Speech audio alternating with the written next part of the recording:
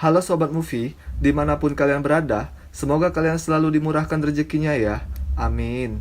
Setelah kemarin kita membahas film Get Out, yaitu film yang berdarah-darah dan membabi buta, kali ini saya akan membahas film yang tidak ada darahnya sama sekali, yaitu film Blow. Film ini dirilis pada tahun 2001 dan diperankan oleh kakak angkat saya yang bernama Johnny Depp. Film ini diangkat dari kisah nyata dan menceritakan tentang perjalanan penjualan ganja dan kokain di bagian Amerika. Oke, penasaran dengan filmnya? Langsung aja kita mulai. Berangkat! Di awal film, kita diperlihatkan oleh sosok George kecil dan seorang sahabatnya yang bernama Tuna. Dan ini adalah ayah George yang bernama Fred. Ayahnya seorang pengusaha pipa dan pemanas. George sangat bangga kepada ayahnya dan suatu saat George akan seperti ayahnya. Karena ayahnya sosok yang pekerja keras dan selalu memberikan yang terbaik buat keluarganya. Pada saat makan malam, George melihat ayah dan ibunya sedang berargumen karena kondisi ekonomi keluarganya sedang kritis. Pada suatu ketika, ayahnya George harus mengajukan failit dan usahanya pun dinyatakan bangkrut. George dipesankan oleh ayahnya meskipun penting uang bukanlah segalanya. Tetapi Fred berjanji kepada George bahwa ia akan mencari pekerjaan lain karena George tidak mau akhirnya ia akan menjadi miskin. Ketika George sudah remaja, ia memutuskan untuk pindah bersama Tuna dan berusaha hidup mandiri dengan menyewa apartemen kecil di pesisir pantai California. Dari sinilah, George dan Tuna mengenal perganjian duniawi dan mencobanya bersama teman wanita-wanitanya di pesisir pantai. Kemudian, Tuna membawa sedikit ganja dan ditunjukkan kepada George dan teman wanitanya yang bernama Barbara. Tuna bermaksud untuk menjual ganja tersebut di pantai karena selama di California mereka tidak bekerja dan tidak mendapatkan penghasilan apapun. George awalnya tidak tertarik dengan apa yang dibicarakan Tuna. Kemudian, Barbara memberikan penawaran jika ia kenal dengan importir narkoba di daerah tersebut. Singkatnya, mereka bertemu dengan seorang yang bernama Derek Forel. Awalnya, Derek memastikan kalau George dan Tuna bukan dari anggota kepolisian manapun, dengan menanyakan dari mana kalian berasal. Kemudian, George menanyakan jika maksud kedatangannya ke sini adalah untuk membeli beberapa ganja. Karena George memiliki paras yang menawan dan Derek sedikit kemayu, akhirnya mereka mendapatkan apa yang mereka inginkan. Dan mereka pun akhirnya menjual ganja di pantai dan uangnya untuk membayar sewa apartemen selama mereka tinggal. Di tempat lain, ketika George datang, dia dikejutkan dengan kehadiran Dully. Dia menawarkan bisnis penjualan ganja dengan mengedarkannya ke kampus-kampus yang berada 60 mil jauhnya dari sini. Dan Dully pun bilang, jika kita berhasil menjualnya, maka keuntungan kita akan semakin besar. Rupanya, George tertarik dengan penawaran Dully. Kemudian, George pun menemui Derek dan menceritakannya tentang kejadian ketika ia bertemu dengan Dully. Dully bilang kalau ganja yang dimiliki oleh Derek adalah ganja terbaik dan susah untuk dicari di pasaran. Sudah pasti, ini akan laku keras. Tibalah di bandara Los Angeles, George yang membawa 2 koper berwarna merah akhirnya berhasil menyelundupkan ganja. Sesampainya di Boston, Barbara akhirnya bertemu dengan Kevin, yaitu seorang kurir, dengan memberikan surat bukti koper, dan kemudian koper itu diambil alih oleh Kevin. Hal ini pun dilakukan berkali-kali oleh Barbara. Dan sampai akhirnya, mereka pun meraih keuntungan yang lebih besar dari sebelumnya. Pada saat sedang menghitung uang, George menganggap apa yang sudah diraihnya masih terbilang sedikit, dan ia akan menemui sumbernya langsung. Karena selama ini, mereka sudah melakukan kerja keras, dan pada saat sedang menghitung uang, mereka harus membayar retail. Karena Derek orang yang pertama mengenalkan mereka ke dunia kelam ini, akhirnya George pun mengajaknya untuk mengembangkan bisnis mereka. Singkatnya, mereka pergi ke Spanyol dan langsung menemui Santiago. Ini orangnya. Setelah mereka berkenalan, tanpa basa-basi, George langsung memberitahu maksud kedatangannya ke sini untuk membeli semua ganja milik Santiago. Karena menurut Santiago ini terlalu cepat, George meyakinkan dengan berjanji akan kembali lagi dalam waktu seminggu dengan membawa uang sebesar $50.000 dengan pesawat terbang. Seminggu berselang, akhirnya George pun datang kembali dan membawa uang sebesar $75.000. Dan akhirnya, George pun berhasil membawa semua ganja milik Santiago untuk dipasarkan. Pada tahun 1972, di Chicago, George pun akhirnya ditangkap polisi dengan tuduhan memiliki ganja sebanyak 660 pon dengan maksud untuk mendistribusikannya. Akhirnya, George pun dipenjara selama 2 tahun. Ketika ia keluar persidangan, George dikejutkan dengan kedatangan Barbara. George pun bilang kalau ia akan melewati masa kurungan selama 2 tahun. George yang tidak mengerti apa maksud dari kata-kata Barbara, yang dimana ia mengatakan kalau Barbara tidak bisa menunggu selama 2 tahun.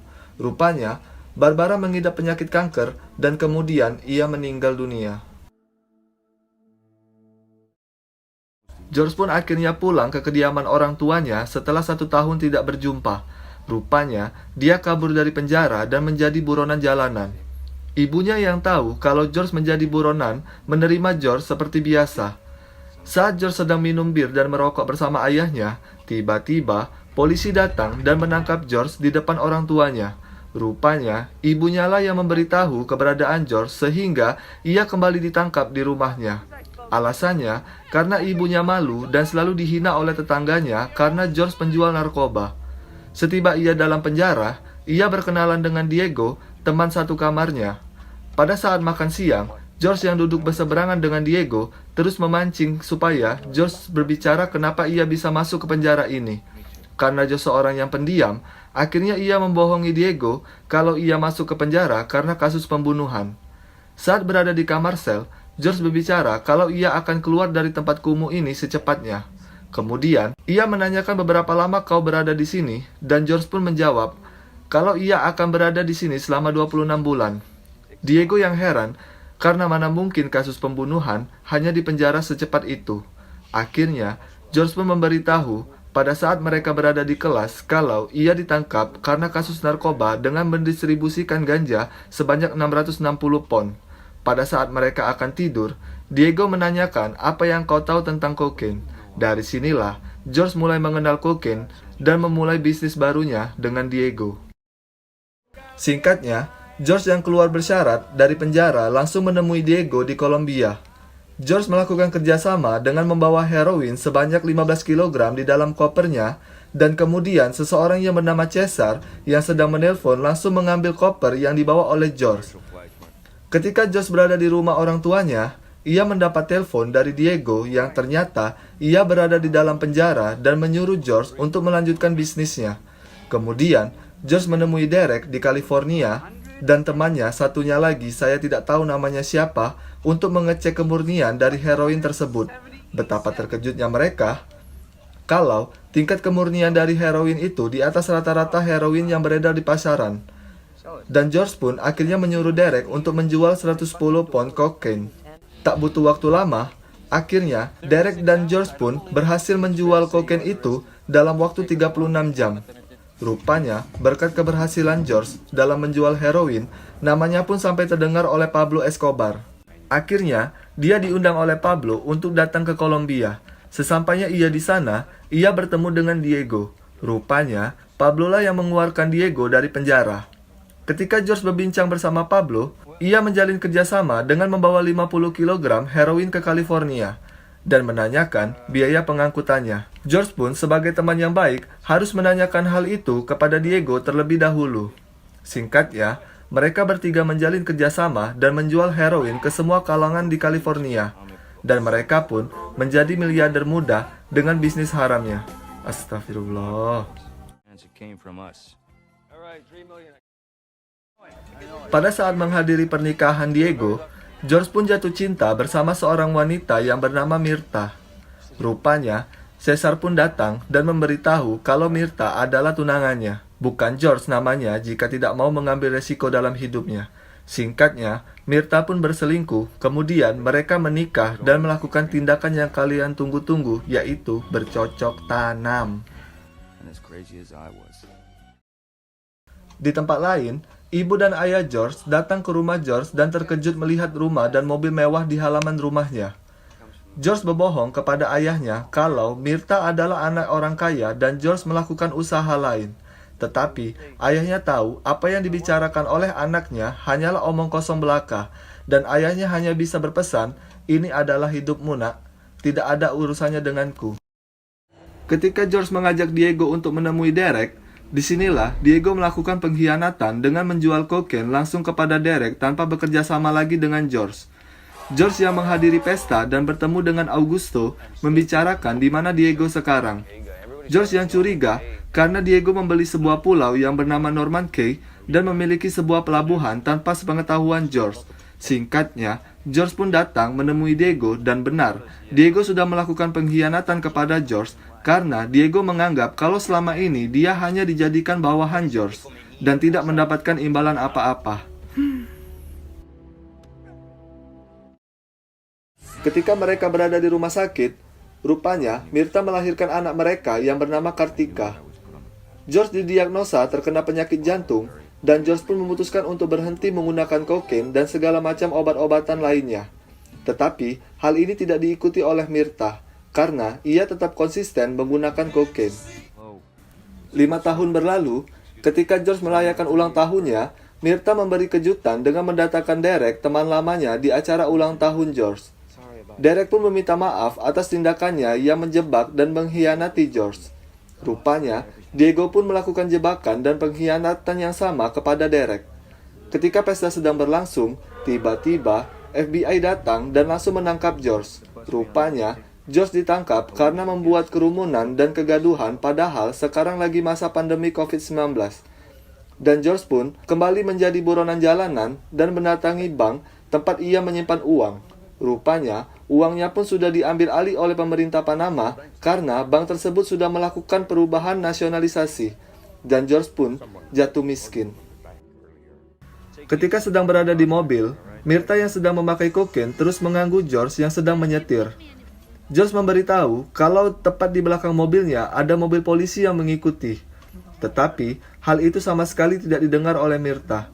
Mirta yang kesal karena ia melihat George sedang bangkrut dan meluapkan emosinya di dalam mobil. Singkatnya, mobil yang dikendarai George tergelincir dan hampir menabrak pengendara lainnya. Dan seketika, mobil polisi pun berhenti tepat di belakangnya. Dan Mirta pun terus-menerus memarahi George dan memberitahu kalau George adalah seorang buronan dan penjual kokain. Dan juga, Mirta memberitahu kalau ada 1 kilogram kokain di dalam bagasi mobilnya. 3 tahun berselang, George yang berada di dalam penjara dikejutkan dengan kedatangan Mirta dan anaknya Kartika. Dan maksud kedatangannya kemari untuk menceraikan George dan mengambil hak asuh anaknya. Ketika George sudah keluar dari penjara, ia langsung mendatangi sekolah tempat di mana Kartika bersekolah. Awalnya, Kartika tidak menganggap George sebagai ayahnya lagi, tetapi George meyakinkan Kartika jika ia akan menjadi ayah yang baik untuk anaknya. Ketika George selesai mengantarkan Kartika pulang ke rumah Mirta, ia meminta berdamai dan tak mau lagi bertengkar dengan Mirta. George pun ingin mengambil hak asuh Kartika supaya Kartika bisa tinggal bersamanya. Karena Mirta belum melihat penghasilan George selama ini dan ragu jika Kartika tinggal bersama George. Singkatnya, ia menelpon Derek dan meminta pekerjaan dengannya. Akhirnya, Derek menyuruh George untuk bertemu dengan Dully di sebuah kafe.